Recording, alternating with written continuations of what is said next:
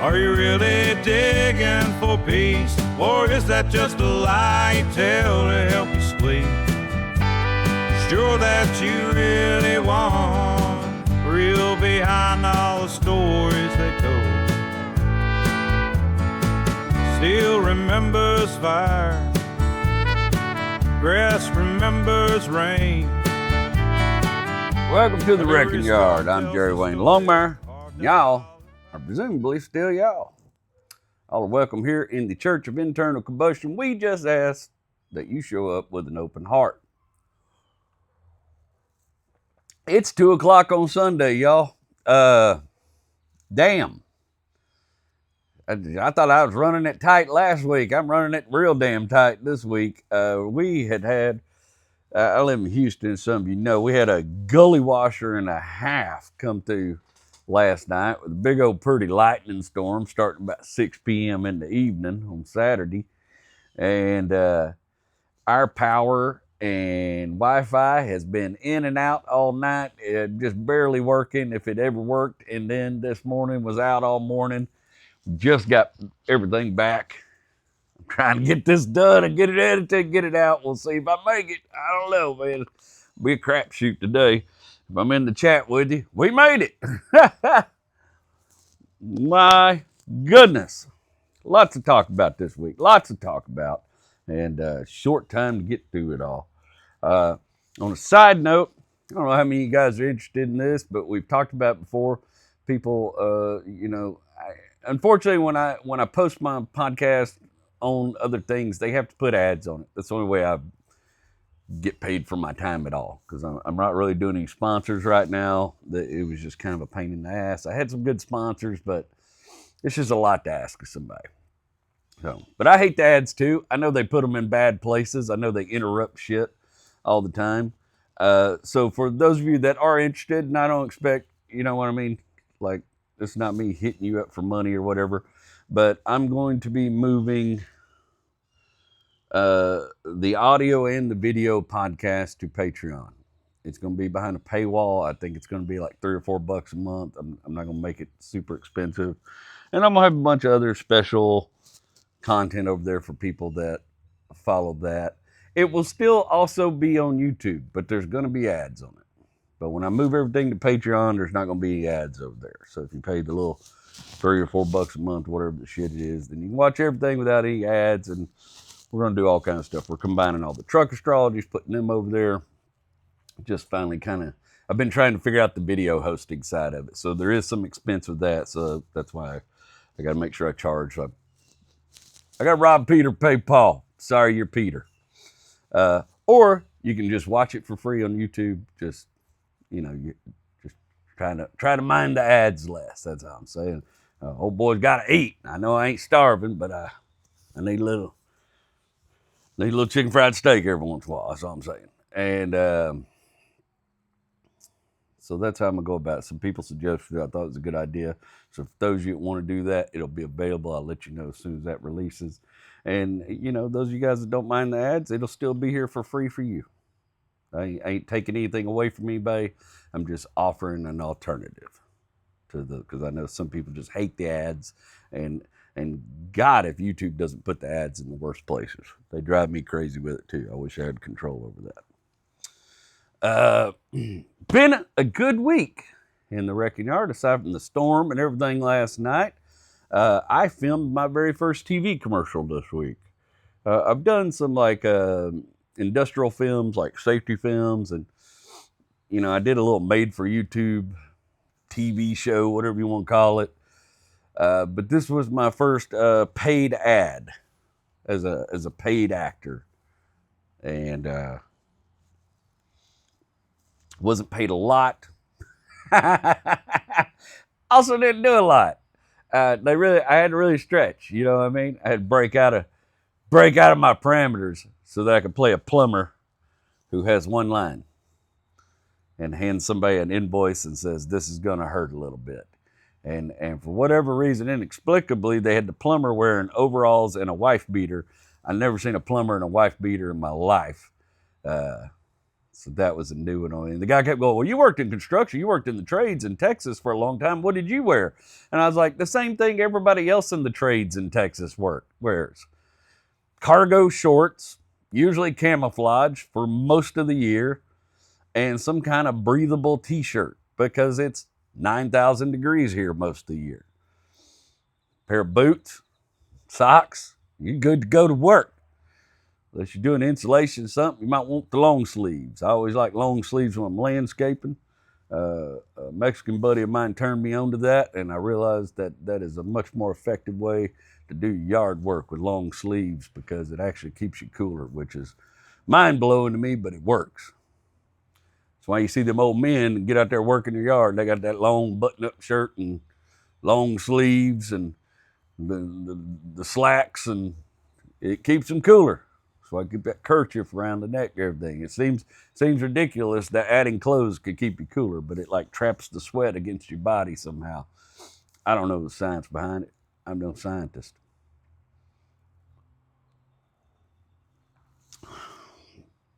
But it was a super cool experience. Every time I get to go on set, it's so interesting because I watch the cinematographer, you know, the camera guy, the director of cinematography. I watch everybody, how the director moves, how the other actors behave, how the real actors, you know, people that do this for a living behave. Because I'm at ground floor there. I'm learning. I learn about how they set up the cameras. I look about the things they use to build out their cameras. I ask them all kind of lighting questions. I talked to the sound guy. I bugged the piss out of him. I try to learn as much as I can from everybody that'll talk to me. It's always a remarkable learning experience for me.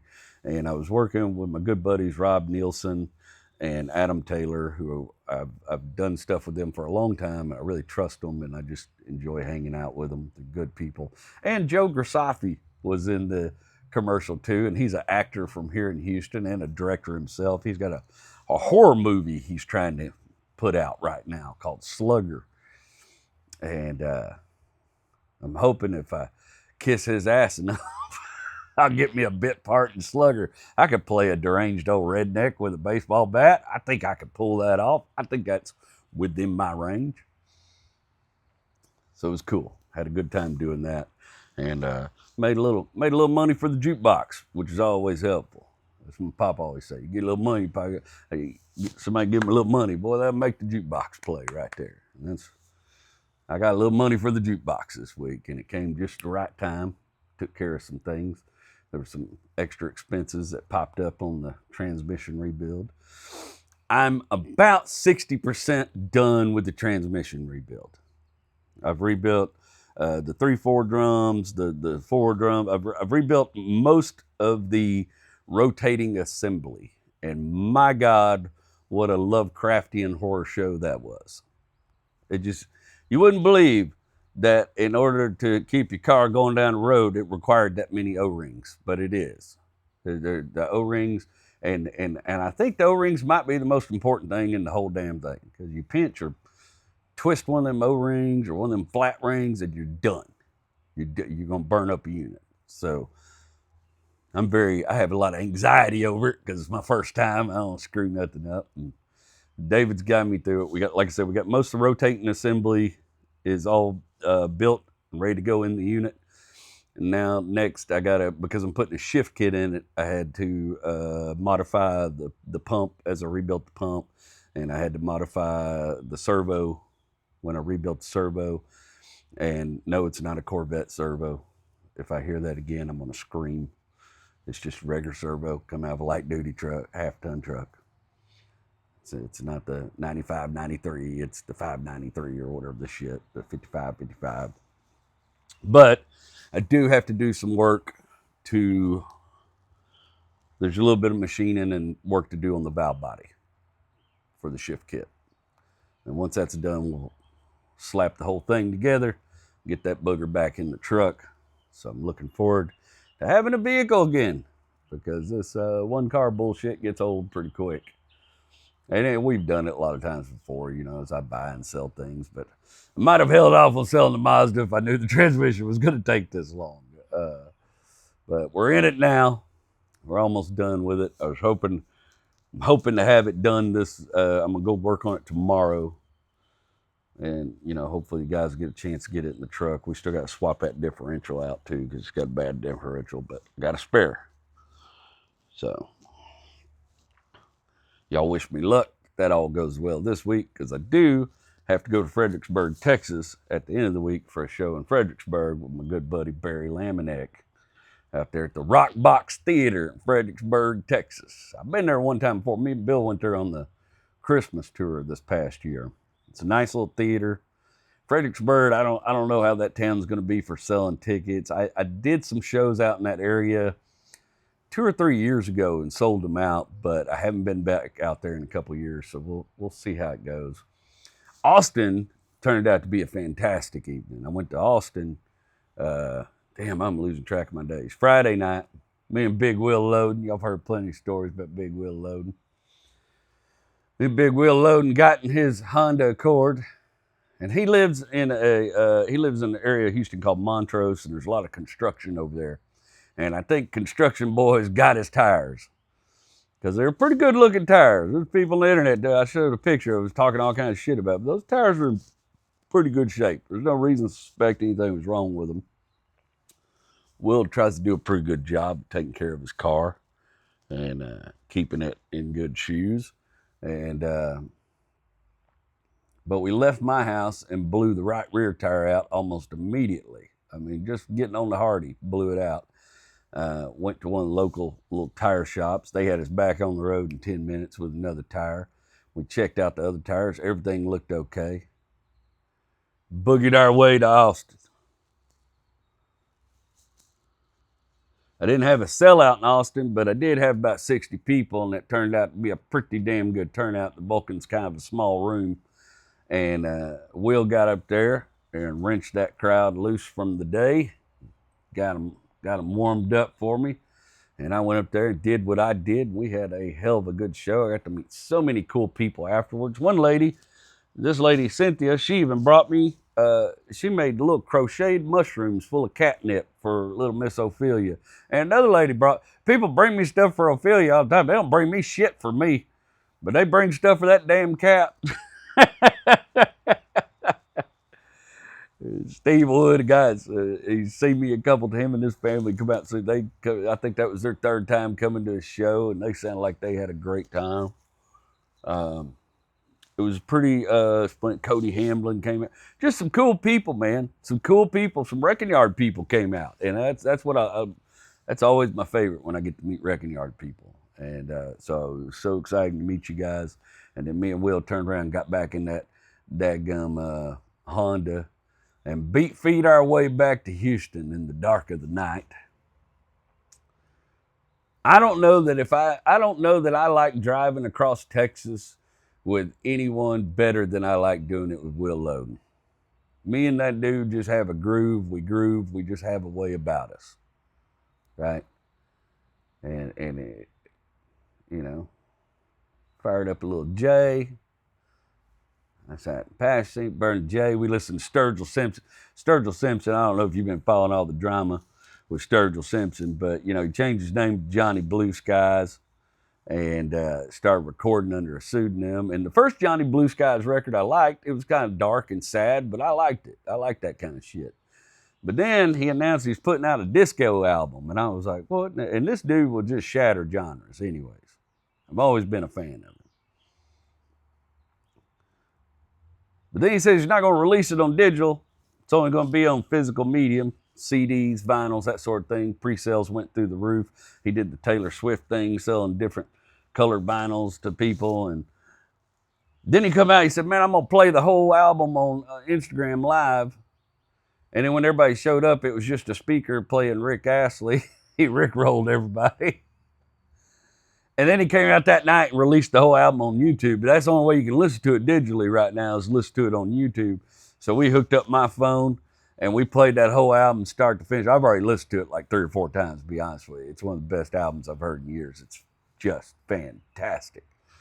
You will groove and shake. Your legs will just move while you're listening to it. It's just good ass shake. He may call it disco. Me, it's just good ass shaking kind of country rock and roll, man. It kind of reminds me of the late 70s, early 80s period of country where nobody knew what they were doing again. And he's got live, just big brass playing to it. I love horns. I don't know anything about music. I can't tell you what they do in the music, but I like when horns come in loud and triumphant and take over the song. But I also love when the brass sits there right under the sound of everything else, just filling the extra sound. And boy, he just does it tremendously on this album. So we jammed that out. We jammed Paul Cawthon's last album out because Will hadn't heard it yet. And smoked our way across Texas back to Houston. And literally 8 minutes from my house on 610 blew the right front tire out 80-something miles an hour. Scared the piss out of us. And you don't want to try to change the tire on 610 in the dark. That's just a fool's errand. That's a good way for a young man to end up dead or a middle-aged man to end up dead. It's just a bad idea. Luckily, we were right at the exit. He was able to pull off and get us in the Shell parking lot. Me and Will did our NASCAR thing, swapped them tires out with a spare. Thank God he had a spare.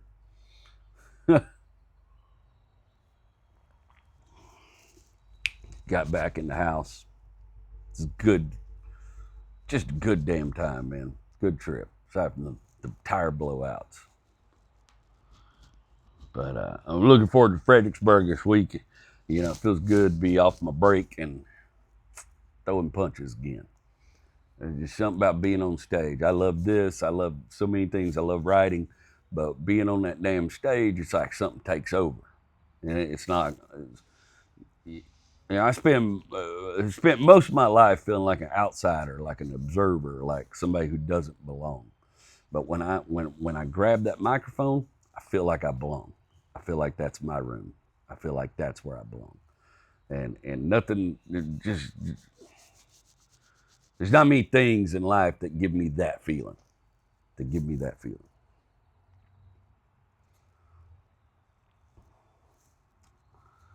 was thinking about I was thinking about this episode all week and writing little notes down. And I'm not here to give you a sob story, but I'm gonna tell you some stories about me that you might know a little bit about, but you don't know 100%.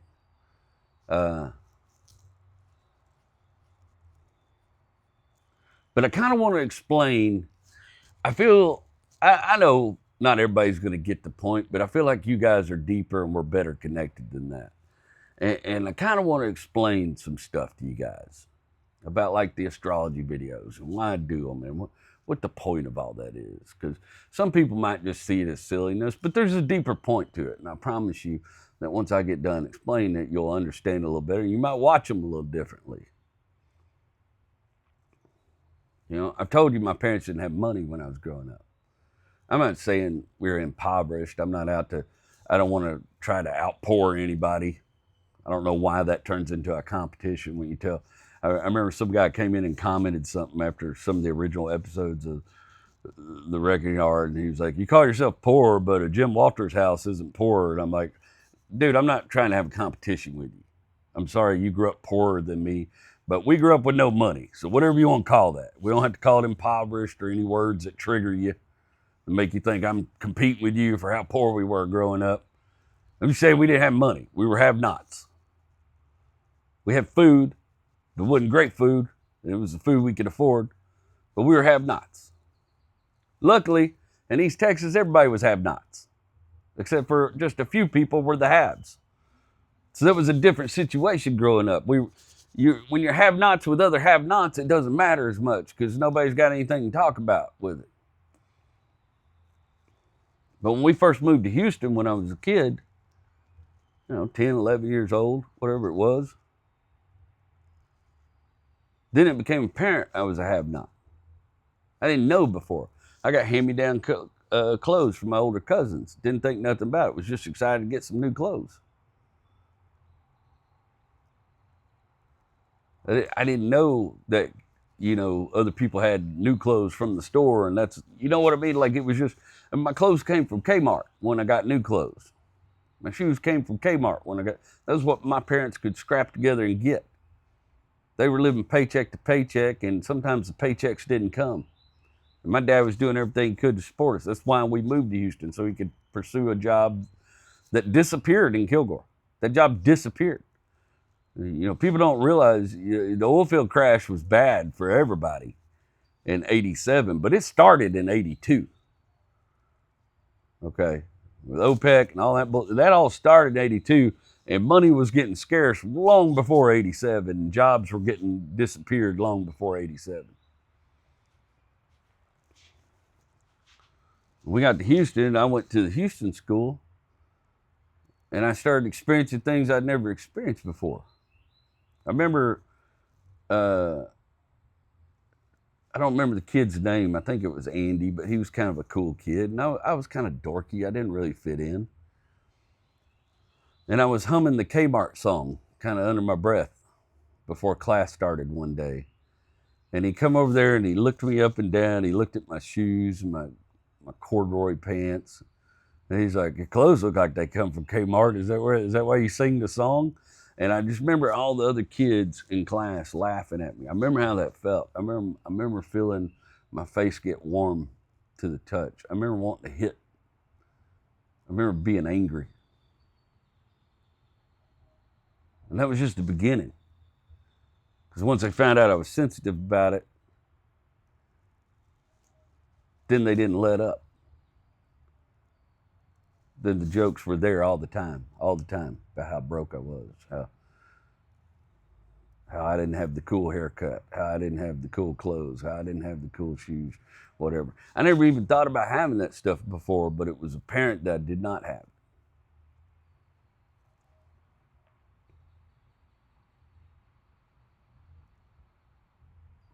I had so much trouble fitting in that the teachers got concerned about me, and I was getting bullied, and I was a little small runt of a little shit, and I was getting bullied left and right. When I tell y'all, I've told y'all my only friend in that little apartment complex, the apartment complex we lived in was have-nots. My only little friend there was Melissa at that time. She lived in that apartment complex as a little girl, and we hung out. She's the only friend I had in Houston. And I was getting in trouble at school, and things weren't going well. And school counselors, of course, they were kind of new age, being in Houston and stuff. They get together with my parents, and my parents keep getting called to school, which usually gets my ass whooped. Because that was my dad. My dad come from a generation of people that when things weren't working right, you hit them. TV, cars, kids, that's how you fix things. You hit them. Or you yelled at them. My parents sent me to the school, convinced my parents to have me go talk to a therapist. Of course, my dad was living about it. You know how much it's going to cost? Everything back then was how much it's going to cost. Being a dad now, I understand it, but I don't voice it to my kids. It's not their duty to be worried about that. Boy, he was living. Oh, it's going to cost money. And I go to this therapist, and she asked me all about, what's wrong. And I don't know. I'm a kid. All I know it's wrong is I'm not home. I'm not where I'm supposed to be. I want to be back in Kilgore. I want to be around Granny and Papa. I want to be around my cousins. I want to be around the other have-nots where everybody felt the same. I want to be back where I felt like I belonged to some extent. I know I don't belong in this place. I get done with the therapist, and then my parents go in there and talk to the therapist. And then we go home to our apartment. And all through dinner, my dad's just seething. He's just red in the face, pissed off. You can just tell the old man's about to blow a gasket. And my mom sent me to my room so her and my dad could talk. And I went in there. At the time, I was into whittling balsa wood. I was trying to make balsa wood airplanes, and I didn't know what I was doing. I was mostly just whittling balsa wood away to nothing. And I was sitting there with my little pocket knife whittling, and my dad come through the door and about took it off the hinges, and he just started railing me. just yelling. I remember I was holding that piece of balsa wood and I started crying at some point because he was just yelling at my face. You thought you were gonna go in there, you're gonna tell that therapist that all you want to do is go home and somehow we're just gonna pack our shit up and move back home. That's never gonna happen. We're never going, just screaming in my face, just blood pounding in his face, screaming and hollering in my face about how we were never going back home and I need to stop being a little pussy and get that shit out of my system. And he slapped that balsa wood out of my hand because I started crying. And just, I don't want to see you crying. I don't want to see, just that shit. Just all up in my face, screaming and hollering at a 10-year-old. Like a man fucking possessed. Because of his own insecurities and his own freaking flaws that he couldn't figure out or be adult enough to deal with. That's why I say all the things I say about parenting. I'm not carrying a grudge. I want to instill how serious it was, so that you understand. You're 10 years old and there's an adult screaming in your face like that. You don't know what to do. It's fight or flight, and all I had was flight. And of course, shit doesn't get better at school. It just continues. I just learned how to hide better and how to put on different masks to get away from it.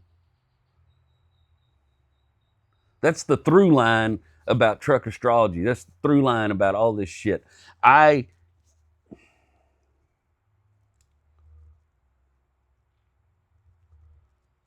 have a hard time understanding people that make their whole identity about something they can buy. Their whole personality wrapped around something they can buy. That's why I make fun of the sunglasses. That's why I make fun of the truck brands. That's why I make fun of all of it. Because there's no truck you're going to buy that's going to change your life. There's no sunglasses you're going to own that's going to change your life. It's all a facade. The only thing that changes your life is your perspective of it.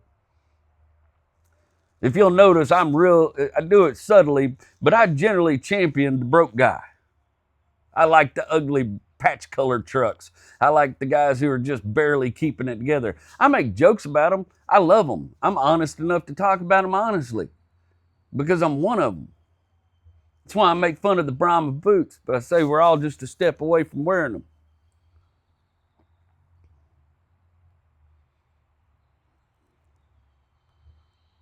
Because we shouldn't be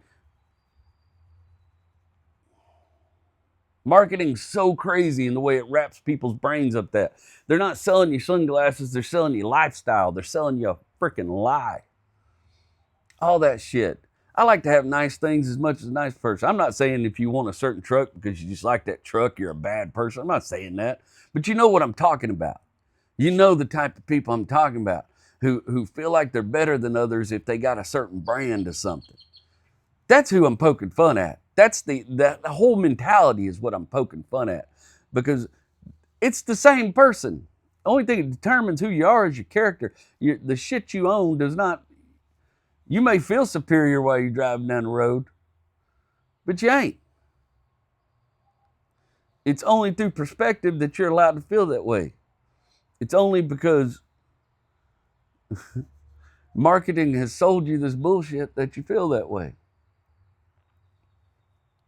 I was watching an ad on TV the other night, and marketing's gross for many reasons. It's a necessary evil. You got to have it to sell shit. But I have to use marketing. I try to be sincere about it when I do it. And I try to be open about it. Like, yeah, I'm trying to sell you tickets to come see me at a show. That's how I make my living. But I also try to give you your money's worth. I'm not selling you a lie. I'm not telling you it's going to be the greatest show you've ever seen. It might not be, but you're going to see a good show. I was watching an ad the other night, and it was Dawn dishwashing liquid. Came on TV. And it had these little cartoon ducks running around on a sink. Talking about how great Dawn dishwashing liquid is. And it kind of grossed me out, man. Because if you understand why ducks are associated with Dawn, and I think probably most of you do if you really think about it, Dawn dish soap became famous for cleaning oily wildlife, particularly ducks and other seabirds, primarily after the Exxon Valdez oil spill in, what was that, 89? Remember, they were on TV, the wildlife rescuers cleaning the oil soaked birds in Alaska, and images and footage of volunteers gently washing birds with Dawn spread wide and stuck in the public consciousness. Dawn had been used for wildlife cleaning even before that, like all the way. The International Bird Rescue had decided it worked good in the early 70s because we were already spilling oil in our water by that point. But the Exxon Valdez disaster was like the real turn. That was the one that was televised, right? Public awareness.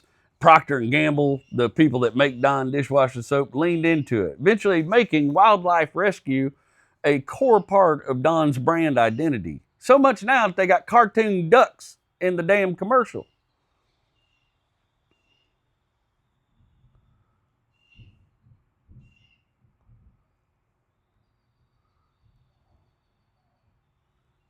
But if you really think about it, it's three kinds of effed up, right? Because Procter & Gamble's petrochemical dependencies are through the roof. They're deeply reliant on petrochemicals across most of their major product categories. The irony with Dawn dishwashing liquid is pretty damn striking. The soap is itself largely made from petroleum-derived ingredients. The damn surfactants and sodium lauryl sulfate and a bunch of other words I can't say, all petroleum-derived. They're in Tide, Dawn, Head & Shoulders, Pantene, Gillette shaving products, plastics and packaging to sell those products and transport them. Synthetic fragrances are all synthesized from petroleum-derived aromatic compounds.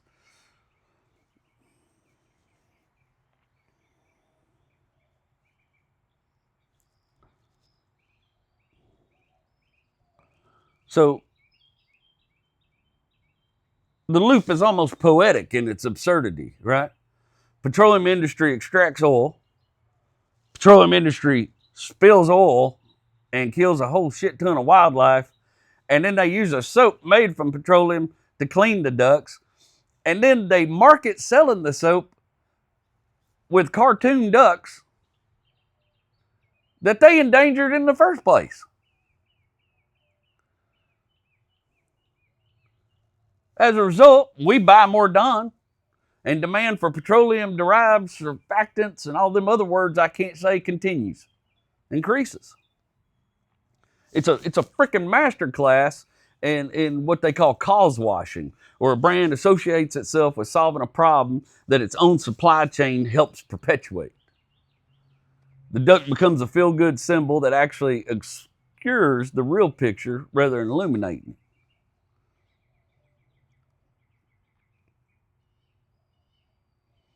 I mean, to be fair to Procter & Gamble, they didn't cause the Exxon Valdez spill. And the wildlife rescue work genuinely helpful in the moment.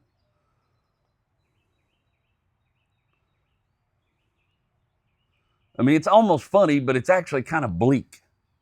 It grossed me out. When I saw the commercial and I really thought about it, it grossed me out. And I went to do some research, like, how many of these birds do they even save? And honestly, they only treated about 10% to 30% of the wildlife that got by the spill. The vast majority of affected wildlife from that oil spill was never recovered at all. Estimates suggest somewhere between 250,000 and 500,000 seabirds died, along with thousands of otters, seals, and other animals. Most sank or washed ashore in places too remote to reach. So the birds that got the famous Dawn treatment on TV were just a small fraction of total casualties, and they were just essentially the lucky ones who died photogenically close enough to help.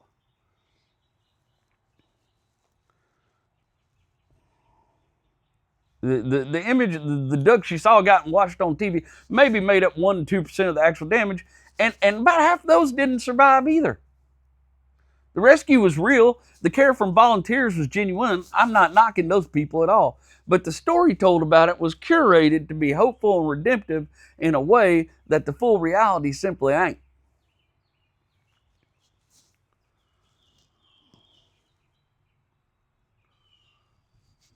And cause washing, it's not singular insulated to this industry.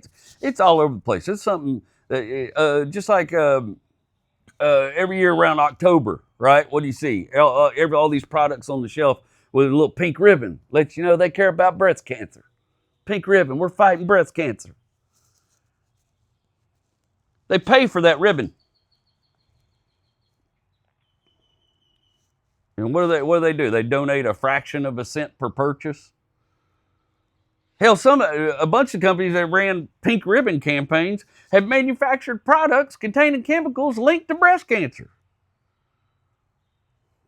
But the cause and that little pink ribbon on their damn bottle creates a little fake halo that the product itself does not deserve.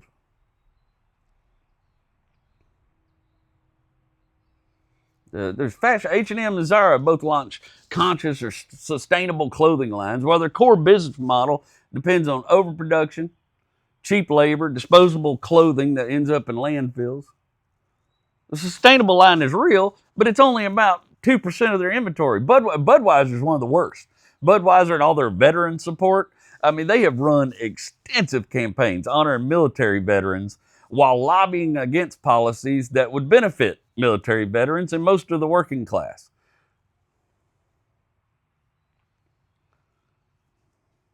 It's just gross, man. It's just gross. And it's the same shit with everybody's trying to sell you something. Everything you see on TV trying to sell you something. Everything on there. It's just, they're not all nefarious. They're not all evil. I'm not saying all marketing is nefarious and evil, but it did come from, TV was literally invented to sell you shit. And to make those, and as a result of that, then there becomes this secondary line of, well, if you can't afford it, if you can't afford to buy these kind of clothes, if you can't afford to buy this kind of truck, then you're not successful. You're not doing well. You're failing America. You're not being what you're supposed to be. That stuff went on the whole time I was through school because we were broke most of the time I was in school. Now, after I graduated and everything, my dad's career took off and he really, started doing well for himself. But while I was in school, they were not. They were hoping to make rent every month. They were hoping to keep a car running so Dad could get back and forth to work. That's why we were out in the driveway wrenching on cars every night. It wasn't because we wanted to or it's fun. We weren't building project cars. We were changing head gaskets on an Oldsmobile Cutlass Sierra. We weren't wrenching to have a good time. Remember I was telling you about my papa on Longmire, how he didn't hunt for trophies and he didn't fish for trophies. He hunted and fished to eat. That's how we did cars. We didn't work on cars to build project cars and build hot rods and to build cool stuff. We worked on cars so we could eat. Dad worked on cars on the weekend, make a little extra scratch. He worked on our cars and I worked on them with him so that, Mom could get us to school and he could get to work. We did it so we could eat.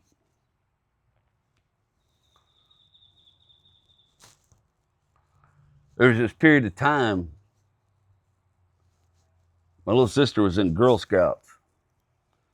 One of the girls in her Girl Scout troop came from kind of an affluent family that lived a little ways away from us. They had money, big old 3-story house. They weren't rich, but they were haves. He was an engineer or something, had a real good high-paying job. Mom had her own business or something. There was money coming in and out of the house. Kids wore new clothes, all the good shit. I remember they were doing a Girl Scout thing down at Brazos Bend State Park. And my dad would always go to help my mom with the Girl Scout troop, and I'd get drugged along too. And my dad had got us some Schwinn bicycles. And me and him had started riding bicycles together. but not like people ride bicycles, you know, not with all the gear. We didn't have money for all that shit. We rode bicycles in our blue jeans and our tennis shoes that we mowed the lawn in. Old trucker cap and a t-shirt. No fancy gloves or fancy clothes or any of that shit, you know. I can't remember, I think their last name was Stokely. I can't remember the dad's name, but me and my dad were kind of off in the background at some event talking about our bicycles. He's like, oh, I cycle too. Maybe we go to do that thing at Brazos Bend, I'll bring my bike. You guys bring your bikes, we'll go for a ride. Dad didn't have many friends, you know, he worked all the time. And I think my dad wanted to fit in as bad as I did, and I think he had just as much trouble with it. He just wouldn't admit it. And I remember we go out there at Brazos Bend, we set up all the shit for the girls so they can do their little, whatever the hell they're doing at Brazos Bend, Girl Scout event.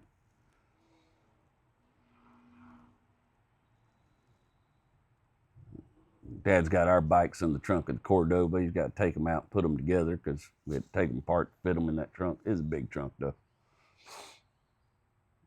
And we're getting our Schwinn bicycles together, and I think that guy's name was Don. He pulls up, and of course, he's got a nice new Ford pickup truck, matched camper, works, running boards, chrome alloy wheels, you know.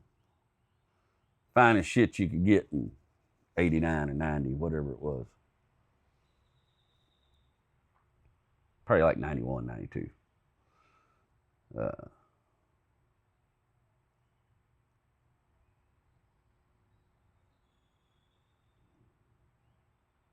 Pulls this bike out, looks like a triathlon bike.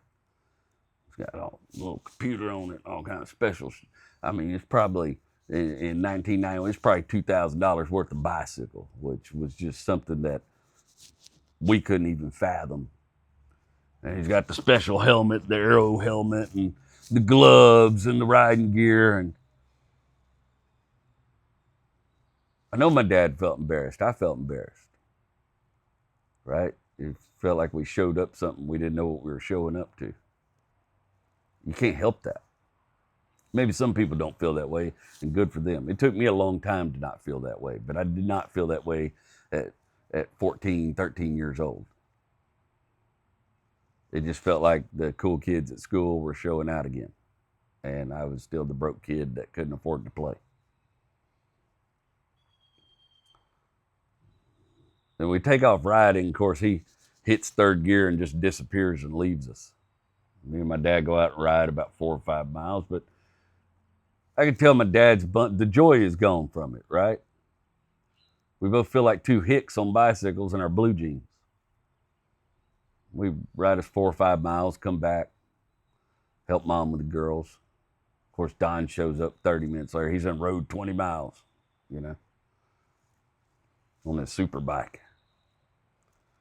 It's not Don's fault. That's the life Don knew. I'm not saying Don was a bad person. I'm not trying to point any devilish shit at him. That's the life he knew. He was a man of means. He could afford those things.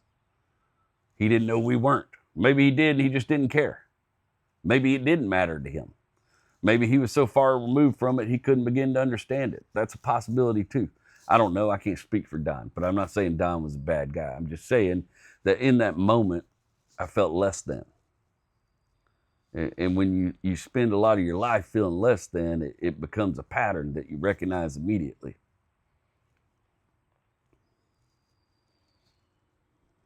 I think I probably told y'all a little bit about this story. I don't know the depth of it, but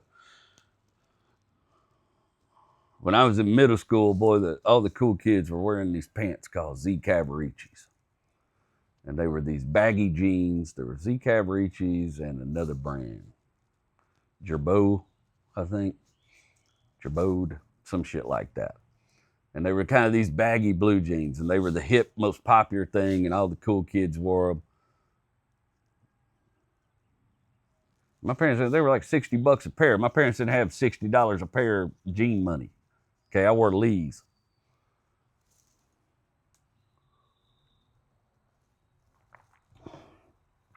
Well, that Stokely girl, she had an older brother who was a little bit older than me. And he had a bunch of Jabot and Z Cavaricci jeans that he'd grown out of. His mom got him some new ones. And his mom gave them to my mom for me, his old ones. Boy, I thought I was cool, man. I put them Z Cavaricci, they were white. I remember I put them Z Cavariccis on. This cool black shirt he gave me. And boy, I felt cool walking into that school. And boy, a couple people know, boy, Jay, look at them Z Cavariccis. You know what I mean? Like, you know how it is. Like all of a sudden people were talking to me that didn't talk to me. Like, oh man, those are badass pants. Oh, you look good today. I felt cool. It's silly, it's stupid, but I felt like I belonged. For that first hour or so of school where I was getting all that attention, I felt like, oh, I'm one of y'all now. I'm like one of the cool kids. I'm in the cool kid. I still felt like a dork inside, but outwardly I felt better. I felt like I belonged to something. I felt like I got the right pants, got the right shirt. Not wearing my Kmart clothes.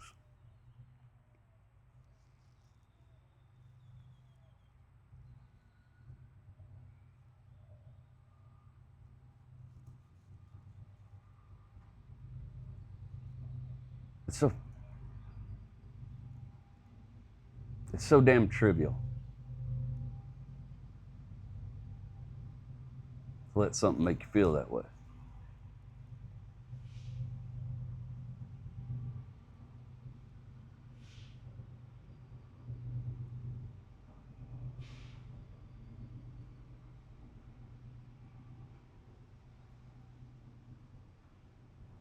Then after second period, I was walking to my next class, and here comes that boy that I got them pants from.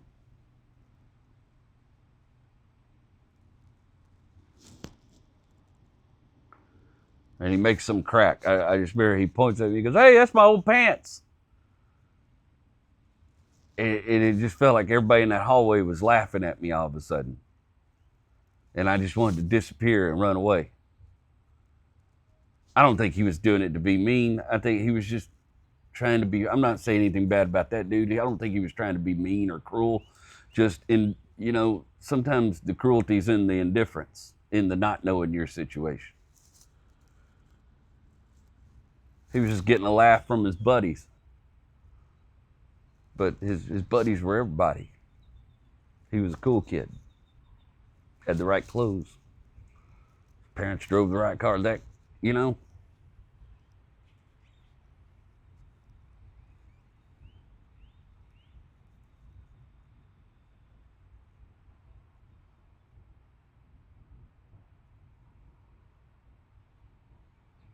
It's the same through line in all of it.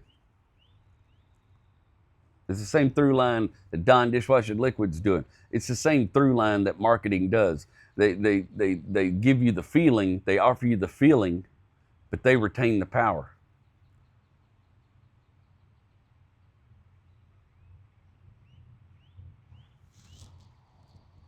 It's the same trick my neighbor did, that kid did to me in that hallway.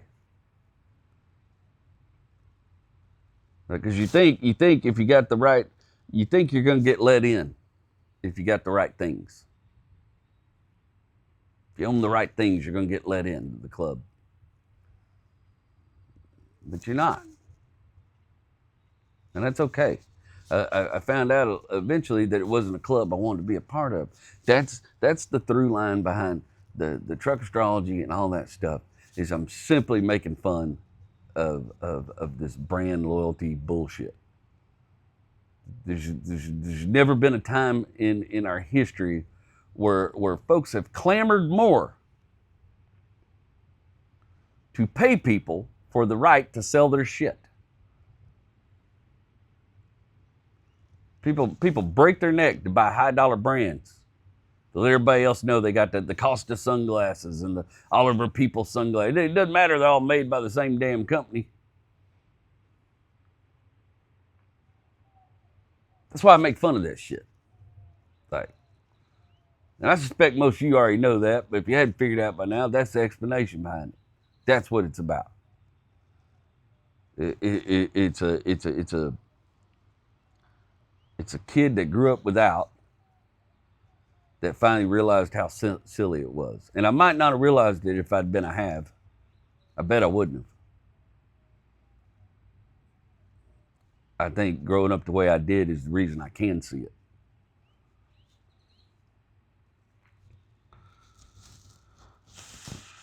Man, I love you guys. Sorry that got heavy. Not sorry it got heavy. Sometimes we need heavy. But let's take a break from that right now. Let's wrap that up for right now. And let's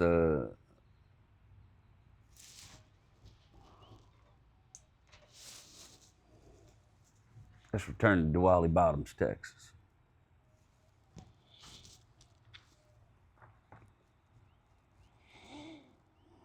The diesel from the big GM bus droned along the dark highway through the flats of Indiana. The lights from other cars on the road catching the corrugated steel and illuminating it, giving meaning to the nickname Silverside. A small Zenith portable radio crackled on the overhead rack above the third row, its dial glowing amber in the dark bus. Someone having found a Chicago sports program cutting through the static. The voice of the announcer bled through the noise of the engine, thin and distant like a transmission from another world. And we'd be remiss here on WJN tonight if we didn't take a moment to talk about what happened this afternoon down in South Bend, Indiana, where the Southern Methodist Mustangs of Dallas, Texas did something that this broadcaster is still having some difficulty believing. Fred Benners, and you're going to want to remember that name, folks, completed 22 passes for 336 yards against a Notre Dame defense that came in today believing this was going to be a pleasant Saturday afternoon in northern Indiana. The final score, 27-20, and somewhere on a bus headed back to Dallas, Texas tonight, there are some very happy young men from the Southwest Conference. Someone towards the front of the bus let out a long, slow holler, and a few others answered it. Then the bus went quiet again. Just the diesel and the dark and the amber glow of that little radio. Steve reached back over the seat and handed Tom a couple of bennies. "How's the shoulder, my man?" He grunted as he pulled his flask loose from his duffel bag. He took a swig and swallowed his own pills before turning back to Tom with the flask. "Something to wash him down with." Tom grinned through the pain in the dark as he took the small metal flask. He tossed the pills back before putting it to his lips and feeling the whiskey burn down the lining of his throat like a steam engine. "Shoulder's wrecked," he half croaked. Steve laughed. His voice was a little nasally, and it came out in his genuine laugh. "My man, you were a wrecking ball out there tonight. I'm surprised the damn thing is still on." Tom chuckled and said nothing. Stared through the fog bus windows out into the nothingness of Indiana. When the bennies came on, everything felt bright, lighter. Hell, even his shoulder felt better. Everyone got a little louder. The accomplishments of the game became more mythical as the bus rolled through the night, and everyone's legend got a little longer. Tom and Steve had been friends since freshman year and played together all 4 years. The Levins had enough money to get Tom out of Duwali Bottoms and on to SMU, but they didn't have bucks like Steve's family. His dad was a Sabello, and it seemed like everyone in Dallas knew them. Steve always had money, pills. He was a decently tough fullback, but nowhere near as talented as Tom on the field. His dad had enough money and influence to keep him on the team, though. The bennies had worn off by the time they got south of Springfield. Steve's flask empty, conversation quiet and flat again. Sleep came for the victorious young men in those late hours as the Silverside bus pierced through the night. The morning sun danced across Tom's closed eyes as the bus rumbled into Dallas the next morning. He fought being awakened by tilting his head into the seat until they lurched to a stop in the parking lot near the field house. By the time he had collected his gear and stood up, Steve and most of the other linemen were already headed to their cars. The stiffness from being on that bus for the night threatened to keep him immobile as he carried his bag towards his car. The 49 Custom Ford had been a gift from the old man when he made the team. The maroon paint gleamed under the hot Dallas sun, making him squint just a little. Everything in Dallas was shiny this morning, except for Tom. The pills are great till they ain't, and the next morning, everything just feels gray.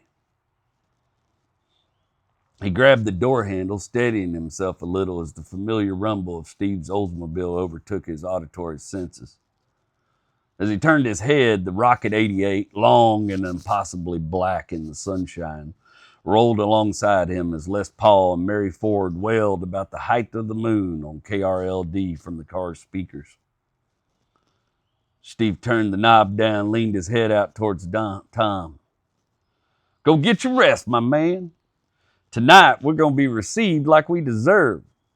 My dad got us a reservation at Campisi's, and then we'll head to Sapango for some honeys. Tom laughed as he opened his door. Don't you ever get enough?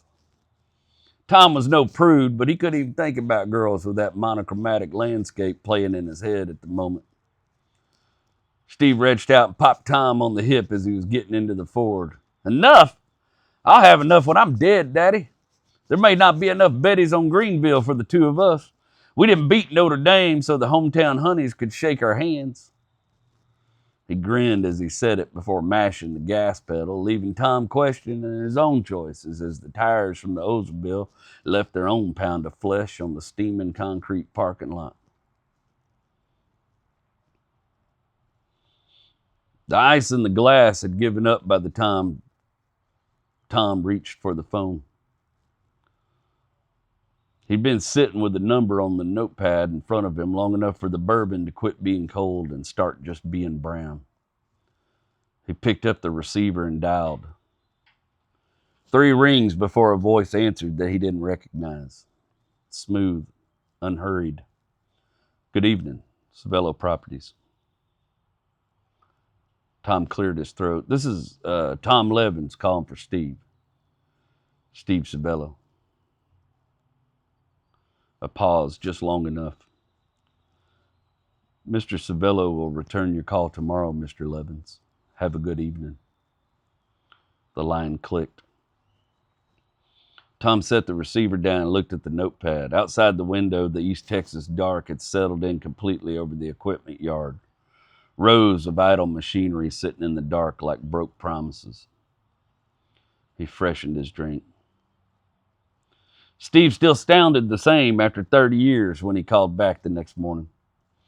They'd rehashed a few fun evenings before he told Tom to come see him at his office in Preston Center.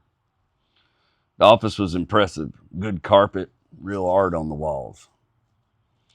Steve's assistant had led Tom in and had him wait alongside him in the hardboard leather chairs.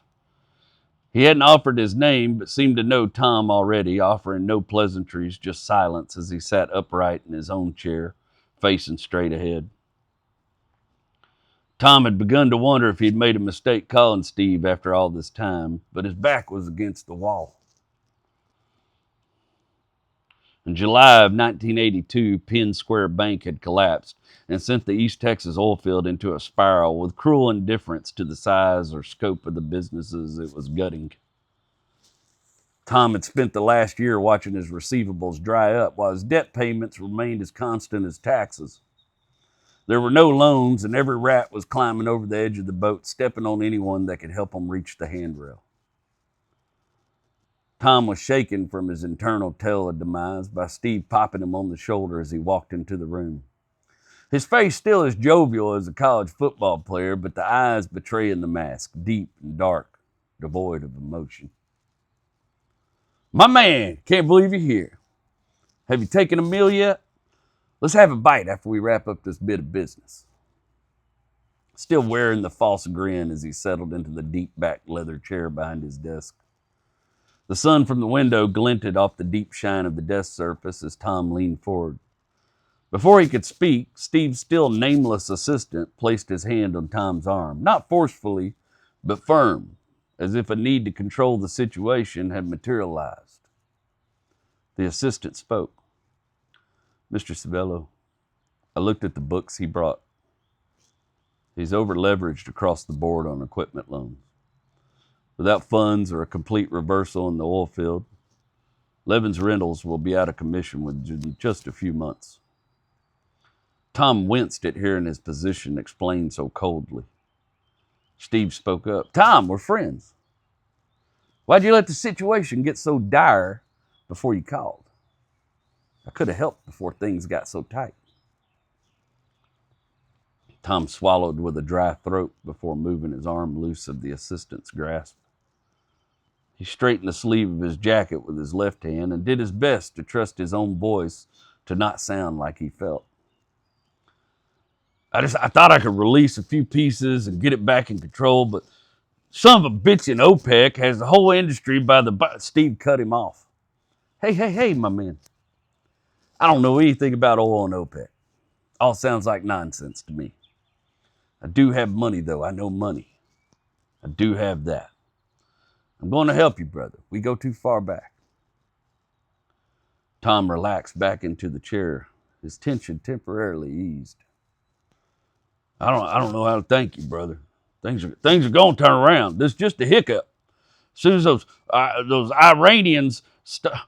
He trailed off without finishing because Steve leaned forward, his brow furrowing, the congenial mask disappearing as he clasped his hands on the desk. Hey, man. I know you're going to pay me back. That's understood, my man. But Tom, I'm not a bank. I'm not in the company-saving business. This loan is a favor, Tom. Favors have to be paid back on top of loans. The smile Steve displayed now resembled the rows of teeth Tom had seen on the sharks he'd caught in the Gulf of Mexico. The eyes cold, calculating for just a second before the contrived smile of friendship returned to his face. Tom felt goosebumps raise against the sleeve of his shirt. A bead of sweat gathered at his neck behind his collar as he mumbled out, Thanks, Steve. Of course. The assistant spoke as he stood to open the door to the office. I'll take care of the transfer, Mr. Savello. Steve's mask was back now and fully engaged. Excellent. Now let's go get a bite to eat, brother. The salmon at Turtle Creek is divine. You're not going to want to go home. Tom stood and stared at the city through the window. He wasn't sure he wanted to go home, but it didn't have anything to do with fish. Truthfully, he just wasn't hungry. Tune in next week for more from Duwali Bottoms, Texas.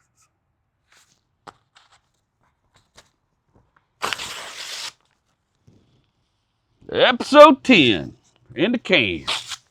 We done it. Look at us, baby. We're rocking on. We're going to get to the bottom of this shit eventually. I reckon.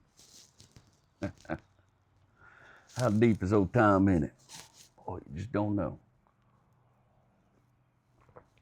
Need for money can put people in some uncomfortable situations.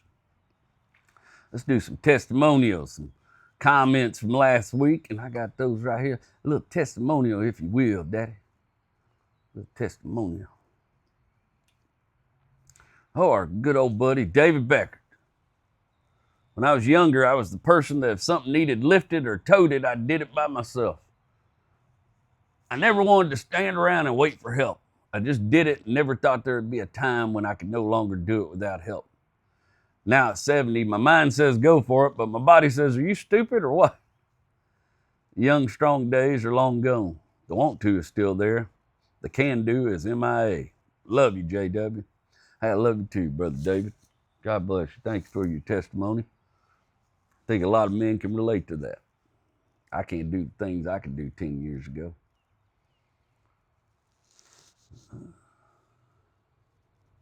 I still want to, though. I was working on a daggum mower the other day and needed to stand it up, that big old ride mower. I yanked that son 50 up in the air. Bro, I couldn't sit down right for 2 days. I thought I pulled everything loose from my back. That Jake of all trades, master of fun. The old man just can't catch a damn break. First his boy, now his shop. Sheesh. Also, you've somehow given me a cold from Texas to Indiana. It's been a hellish weekend. Brother, I hope you get feeling better soon, man. That sucks. I hope it warms up a little bit for you guys up there, man. And you know, Cross Senior ain't the kind of guy that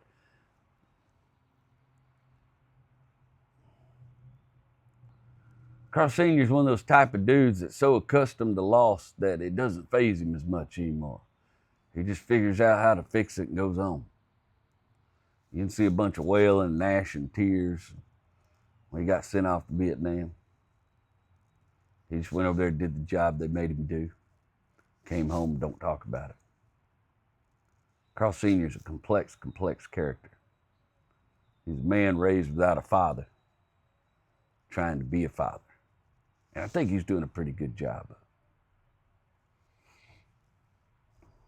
it. At MTHIB 90210, JW, I went on my first bicycle ride of the year over the weekend. What a good time. Have you been out riding this year yet? No, I have not. I keep threatening to go ride that bicycle. This is the real deal. There's just nowhere safe around here to ride. And I didn't have a little carrier for my Mazda or a way to move the bike around my Mazda. But I'm excited about the Avalanche because just about a mile, 2 miles down the road through some really congested traffic, there's a bunch of bike trails and stuff down in Buffalo Bayou. And I love riding those trails. I mean, granted, there might be a serial killer down there now, even though they keep assuring us there ain't. But boy, sure are a lot of bodies popping up in that bayou. So I think I'll be riding when the sun's out, you know. But also, I'm a big old boy. You know what I mean? And I think I've never been a serial killer, but I just think if I was out there looking for somebody to do something like that to, I wouldn't pick a guy that was going to be heavy and a lot of work to move around and tote. You know? But yeah, that's my idea. Like, I've got the bike all fixed up. I trued my spokes. I've done it all. It's all old, ready. And I think get the Avalanche over here. I'm gonna make me I have a little board I made for my last truck. Carry my bike in, set the bike up with the wheel turned over the tailgate. And I'll probably just tote the bike like that. And I can run down there to Buffalo Bayou, get me a ride in a few days a week, where I don't have to worry about getting run over. Because around here, not a good place to ride. I got a lot of work to do, so I can't afford to get my brain broke again right now. That's the other thing I hate. I have to wear a helmet now. I have to. Like, I know you're supposed to, but I have to. My you know, the neurologist that worked with me when I broke my brain last time, I've had 3 or 4 major head injuries in my life. And after that fall off the roof, he told me, and my doctor flat told me, you might not have another one in you. Okay, you got you a good old hard head, but you done bounced off everything you could bounce it off of. And I don't think you got any more hard hits left in you. The next one's going to do some pretty permanent damage. They both admonished me. And of course, they told my wife, so she's not going to let me out of the house without a helmet on. But I hate bike helmets because they just look so big and tall and stupid on my head, and they feels like they're catching the wind. I wish somebody made like a really snug one that fits down that's a little more. They're already dumb looking. I don't really care about it looking cool, but I would just like it to fit my head a little better. I used to wear a BMX helmet, but then it just looked like it was orange. It looked like I had a big pumpkin on my head. So I don't know. And bike helmets are high dollar. I saw this crazy thing that you can wear as like a collar, and if something happens when you fall off your bike, it inflates around your head. Makes a magic helmet, pops out of nowhere. But it's like $400, and you can only use it once. So, I don't know. I might look around and see if I can find me a sleeker helmet or something that fits better, you know. But there I am worrying about how shit feels and looks, and then is the sleeker helmet going to do as much keeping my brain together? I don't know. And not that I intend on falling off my bike, but I know me, and I like to fall off shit. You know, and you just never know when you're going to come around a trail and bump into somebody else. And, you know, it's kind of crazy the way it's set up there. So they have these trails for walking and walking your dogs. And then they have a separate trail for jogging only. but they want you to ride your bike on the walking your dog trail. And these people just walk their dogs with no sense of self-awareness whatsoever. So they'll be over here on this side of the path, 6 foot wide path in some places, and their dog will be completely on the other side of the path doing fuck all, what all, you know.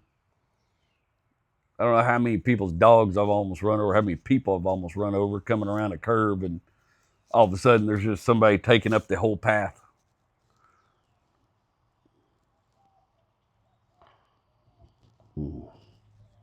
So, need to figure out some better head protection, I guess.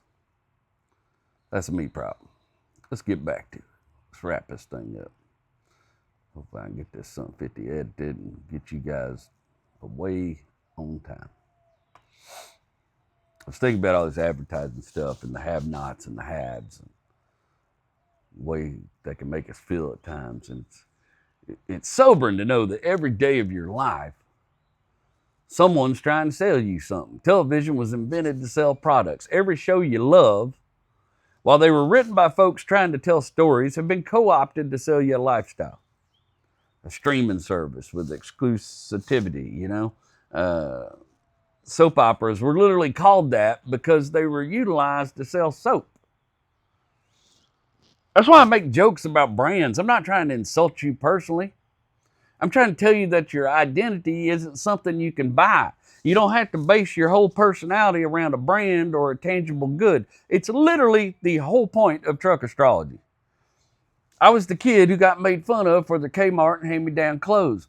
I truly believed that I could stop being an outsider watching if I bought the right things. Got the password to get in. I did, and I still felt like an outsider because I didn't believe in it. I try to be sincere in my marketing. I know it's a necessary evil. It's something I had to do. I have to do it to survive as an entertainer, but also why most of my content is on the internet for free. No one has to buy anything to be in this club.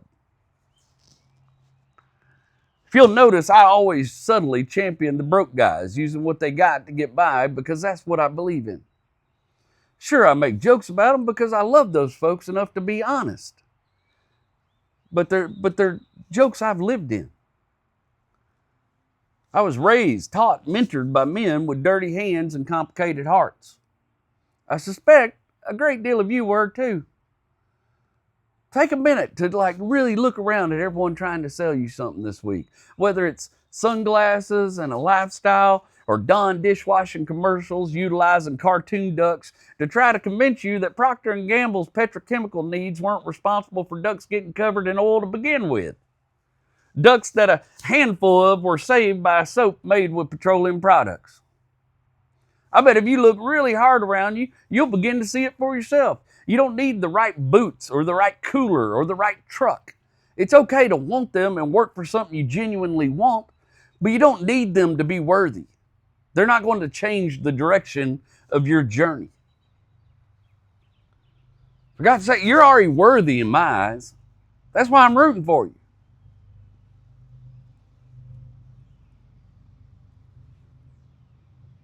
I'm JW and I love you.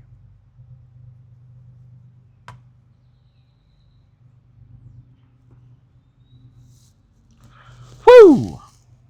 Oh, sorry, I had some fire on my chest this afternoon. I tell y'all, sometimes it feels like an old Baptist preacher. Boy, it was on my heart to talk to y'all about this today.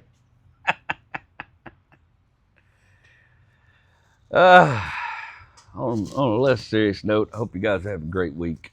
Thank you for sharing your Sunday with me. Hope I get this up in time that you get to enjoy it. Hope you guys are listening while you're out doing your thing this week. Maybe you'll relate to some of what I said. I hope so. We're all going to be all right. Promise you that. Even those of us that haven't learned all these lessons, we're going to figure them out. You know, some people got to learn shit the hard way. I'm just trying to help as many people learn less stuff the hard way as I can. Because I learned the mess of it the hard way, and it's a sucky way to learn. It's a sucky way to learn. Hope you get around obstacles in your life like Teflon this week. I hope you spend a lot of this week feeling worthy. That's what I really hope.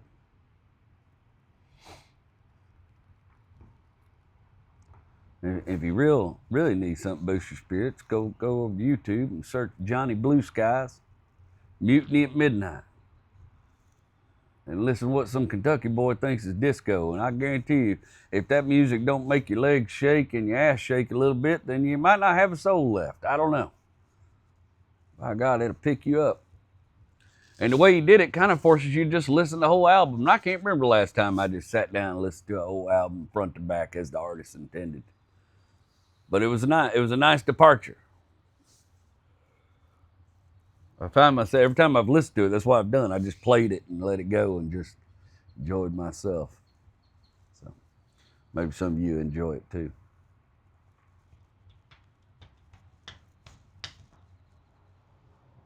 Don't let the bastards get you down. And if you're in Fredericksburg, Texas this weekend, this coming weekend, then come on out and see old boy. It ain't gonna be the greatest night of your life, but it's gonna be a good one. We're gonna have us a hell of a time. Might even convince you to buy some stickers. Woo, Lord, but I won't use no cartoon ducks, I promise you that. All right, love you guys.